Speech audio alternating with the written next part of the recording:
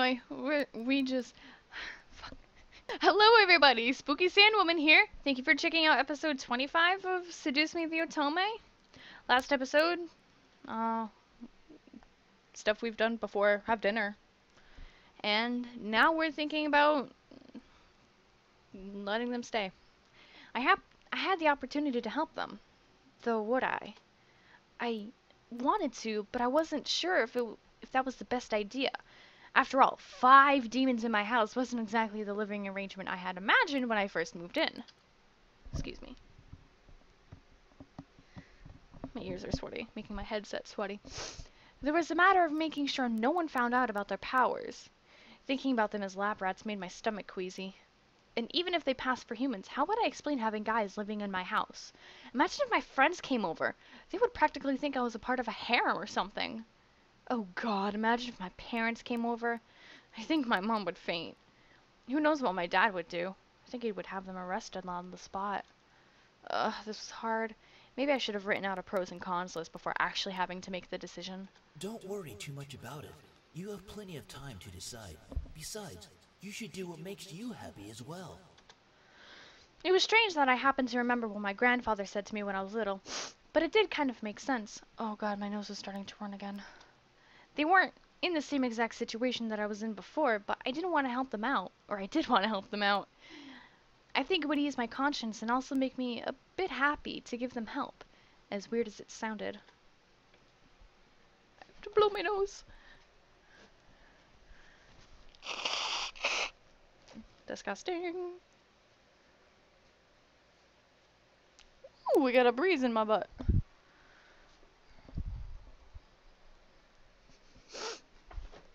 Good.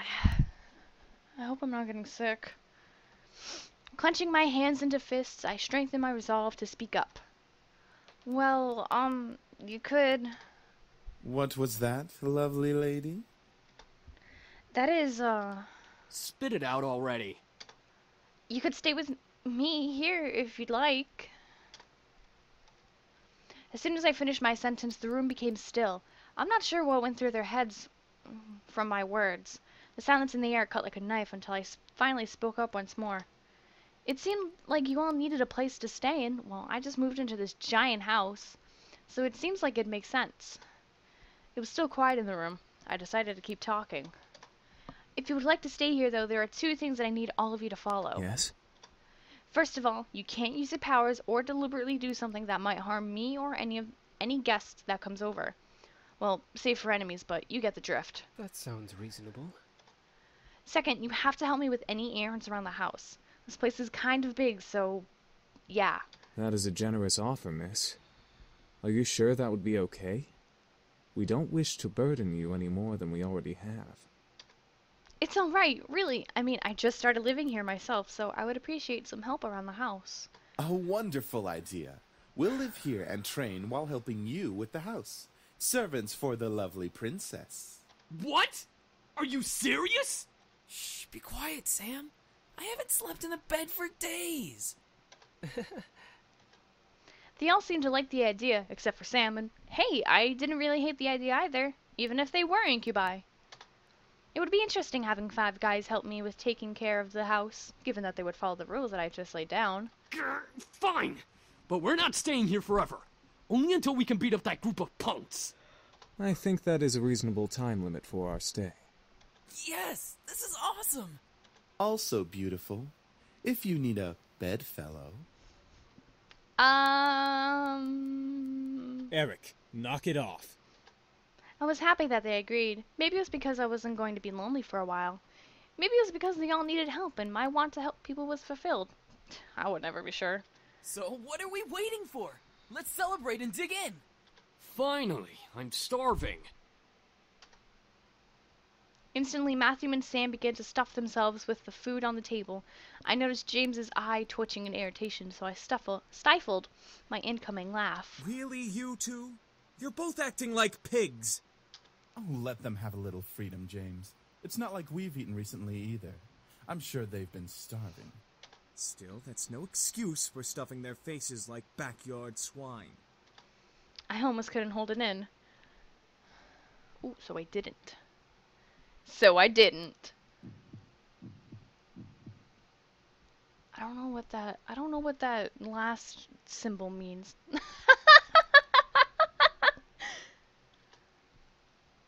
I couldn't hold in my laughter anymore. That was the right decision. Okay, I just wanted to be sure. As I laughed, Matthew and Sam looked my way, faces stuffed. Is something funny? What are you laughing at? I stopped to catch my breath. I leaned over the table and took a few breaths before replying. You both are so funny. Both of their faces turned a slight pink before they looked away from me, and they swallowed the food in their mouths. Shut up! We're not funny. We're hungry. Well, we're glad that we made you laugh. Shut up, Matthew! What? I'm just saying. See, James, it's entertainment for her. Sorry, James. They were funny to me. At least they enjoyed the food. As I watched, I took a couple of pieces of food for myself and placed them on my plate before eating as well. Eventually, we all ate dinner together. It was strange, eating with just guys, but they were enjoyable to be around. They made me feel like a part of their family as we ate together. However, our peace was soon disturbed. Huh? It's my mom. Excuse me. Hello? Hey, honey, how are you? I'm sorry I didn't get to see you off. Hi, Mom. Everything's fine. I'm actually eating dinner right now. Oh, good, good. So there was food there. Well, your father wanted me to call and talk to you about having a house party tomorrow night to celebrate the new house and all. A house party? Tomorrow night? So soon? Your father insists. You know how he is with events. I knew exactly what she meant. He didn't like long, relaxing periods between important events. It was slightly messed up. I was expected to act on the drop of a dime, from moving immediately the day after a funeral to my grandfather's house to now organizing a party. I know. Well, since I don't exactly have you two here to help me arrange it, I'm gonna need some time to prepare things. Oh, that's fine. I mean, Suzu and Naomi can help. I have work, and you know how your father is. I know. I have to do it myself. He won't help. I'm sure it'll be amazing, honey. I have faith in you. Thanks, Mom. All right, I gotta go. I love you, sweetie. I love you too, Mom. Great. Now how am I gonna do this? Is something wrong? No, everything's peachy keen, Eric. She has to organize a house party for her parents. Huh? How did you... Oh, right. Mind reading.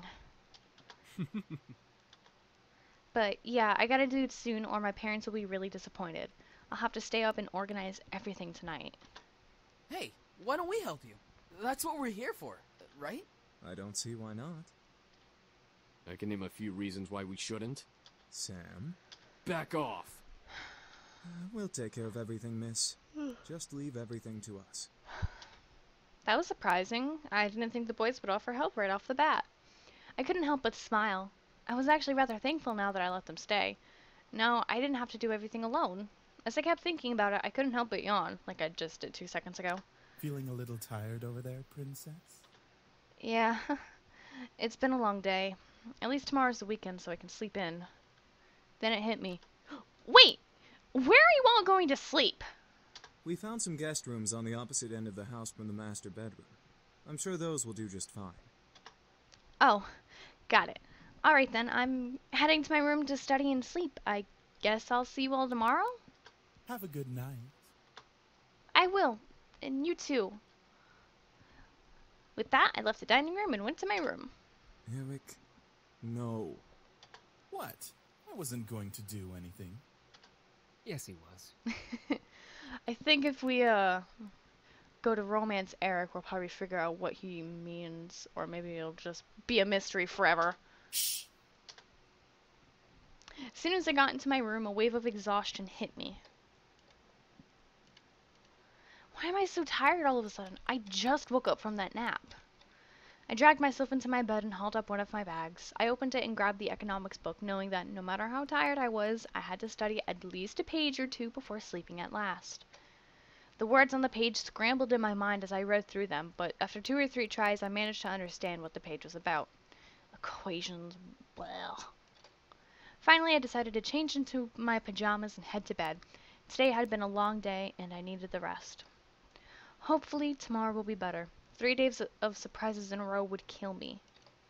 With that thought in my mind, I drifted to sleep, embracing the darkness of slumber. You fucking pretty boys think you're all that, huh? Well, save that to the end of my pistol. Huh? What's going on? I couldn't move. I felt like I was tied up and I couldn't see anything beyond the darkness that surrounded me. Yet I could hear the sounds of a heated argument coming at me from all directions. One move and she gets it. Let her go! Matthew? Come on, chicken shit.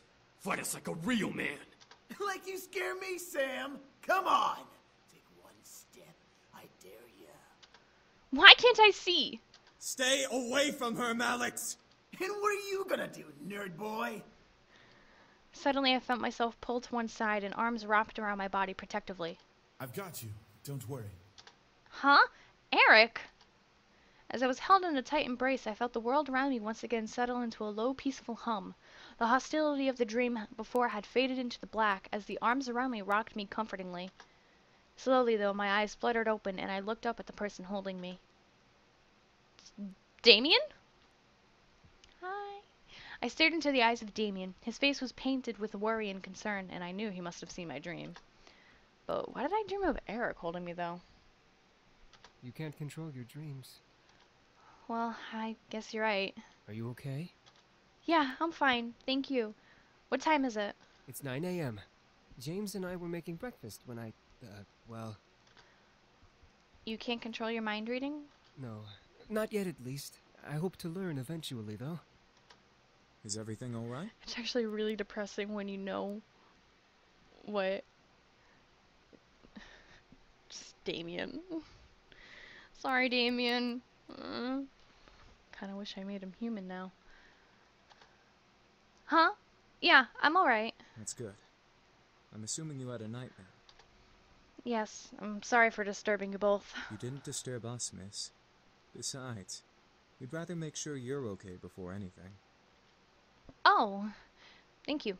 Now, why don't you come downstairs with us and have some breakfast? I'm sure some nice food will take your mind off of what you dreamt of. It was embarrassing to be the damsel in distress once again, but I felt rather happy that James and Damien were concerned for me, despite only knowing me for a short time. I wasn't sure if it was just courtesy or if they were genuinely concerned. I couldn't exactly read their minds. Alright. The two boys led me back to the dining room where the smell of bacon and eggs danced in the air. The smell wafted from the kitchen and made its way into the room, making my stomach growl in need. Breakfast smells good. We should be done with breakfast soon. If you want to sit down at the table, you can. Okay.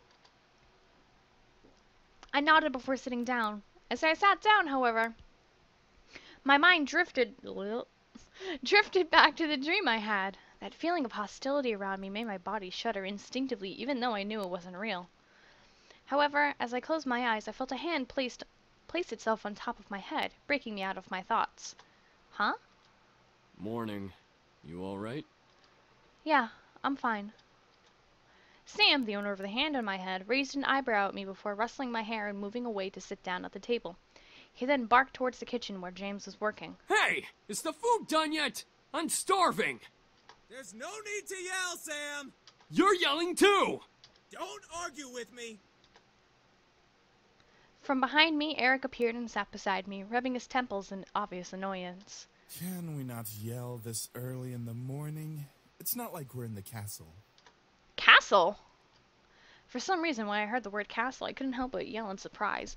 These guys had a castle? Sam looked at me and smirked at my reaction. Yeah, we have a castle back home. Our dining room's 10 times bigger than this room.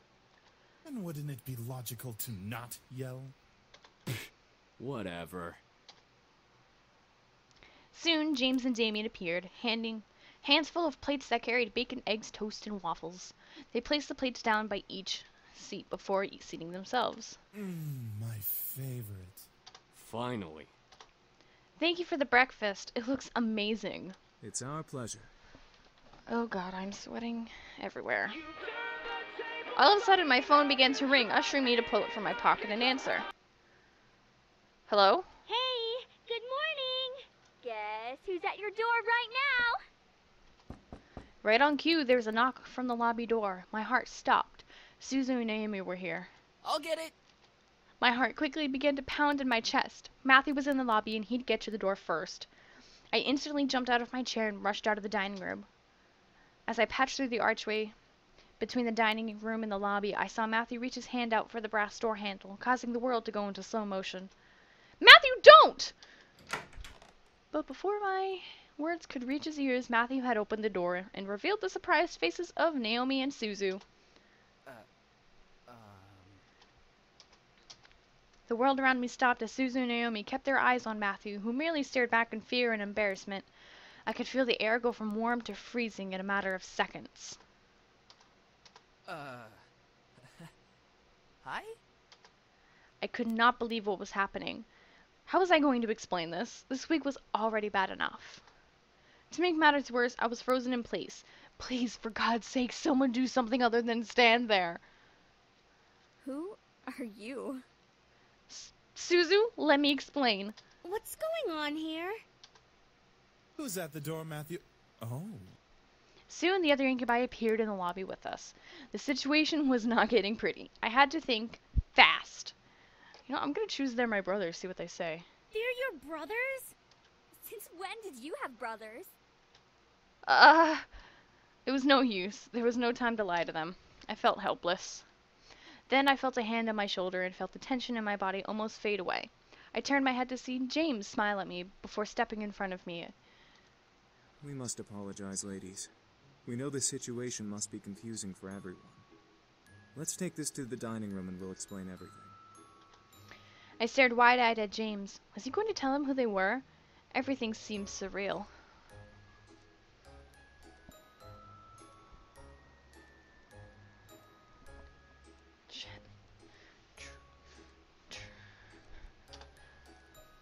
Before I knew it, I was led to the dining room along with Suzu and Naomi and sat across from their confused gazes.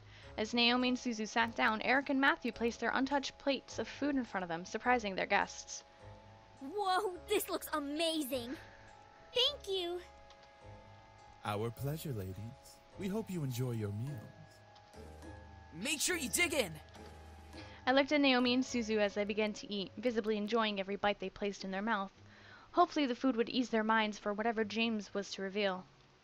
As Naomi and Suzu ate their impromptu meals, James and the other boys stood behind my chair, making me grow more red in the face. So, Anderson, are you gonna tell us what's going on? Well, you see,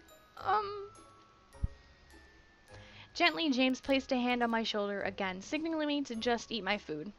As I began to eat my food, he spoke to Naomi and Suzu. We are Miss Anderson's house servants. We were hired by her late grandfather to help around the mansion, but since he has passed, we now assist Miss Anderson with living on her own. That makes sense. It's such a huge house. A huge house for a wonderful princess such as Miss Anderson deserves the greatest of servants to care for it. But why are you all dressed so casually and stuff? Aren't servants supposed to have uniforms or whatever? Well, Miss Anderson allows us to get comfy while we work, so she lets us wear casual clothes. Yeah, something like that. We're sorry if we made the situation awkward earlier. We're very sure that Miss Anderson is also still getting used to having us as her servants. It would be very hard to explain after just a day. I guess. So, if I may ask, what brings you two ladies here? Well, we wanted to see how our friend was doing. Since it's the weekend and all, usually we hang out and just chill. Yeah, like going to the arcade and stuff. Or the Pink Lady Cafe. There's an arcade? That makes a lot of sense, ladies. Well, we don't wish to disturb you any further than we have, so we'll take our leave and start preparing the house. Huh? Preparing for what? We gotta prep the house for some sort of housewarming party thing. Our princess's parents requested a housewarming party to be held here soon. And by soon, they mean tonight. Oh, well, I guess we can help out or something. Right, Naomi? I thought you wanted to go to the arcade. This housewarming thing is more important. No need. We can handle it. If you'd like to, miss, you can go out with your friends while we... Oh, seriously? Didn't mean to have that. Oops. Sam, not now. Well, I wanted to help out, but at the same time, I wanted to go out with my friends. James gave me a look of understanding, letting me know that if I left, everything would be okay. I had to make a decision. And I'm gonna help around the house. Are you sure? I'm sure. Besides, it is my housewarming party. I should help too. Want us to help out as well? I think we all got it taken care of. Thanks though, girls. Alright, we'll head on out then so we're not in the way. Sorry guys, I'll hang out with you guys soon. It's all good, Anderson. We'll definitely come to the housewarming party tonight. Thank you. I led them back into the lobby and walked them to the doors, opening for them with a thankful smile. They both gave me hugs before walking out to Naomi's car, which was parked in the driveway. And with that, they left. I was happy with that they wanted to help, but I had to do this on my own. It was not their work, so I didn't want to force it on them, just because they were my best friends. We had the entire day to work. The party was tonight, and we had to do all we could to make everything right. We sat down and talked about what needed to happen before the party started that night. Each guy had been assigned a different part of the party to do, and right after lunch we began to work. Since everything was taken care of by at least one incubus, James told me I could assist one of them. The question was, who? And we are going to help Matthew with the cooking! I walked into the kitchen and instantly looked over at Matthew, who was quickly slicing up strawberries and placing them into a nearby bowl. I walked over and looked over his shoulder to watch. Matthew didn't seem to mind, so I decided to ask him a question. What are you making? I'm going to make a large batch of strawberry cupcakes. These strawberries are going to be the top pieces. Ooh. Ooh, that sounds delicious. Can I help? Yeah, I kinda hoped you would. Can you start by making the batter for the cupcakes? I put the ingredients and some directions on the counter over there. I nodded before heading over to the other counter, where a string of ingredients and a small note card of directions sat at the ready. I smiled and began to work, mixing the ingredients and pouring the batter into cupcake tins to bake. I had to admit, I made a little bit of a mess, but I felt like the cupcakes were still fine. Excuse me. There we go. Now we just need to wait. As I turned to face Matthew, I noticed Matthew's red face. I tilted my head before he walked over and moved his hands a bit toward my face. He stopped, looking to me for permission.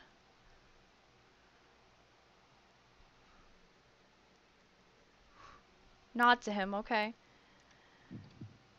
Matthew continued to move his hands toward me, gently brushing a finger over my cheek.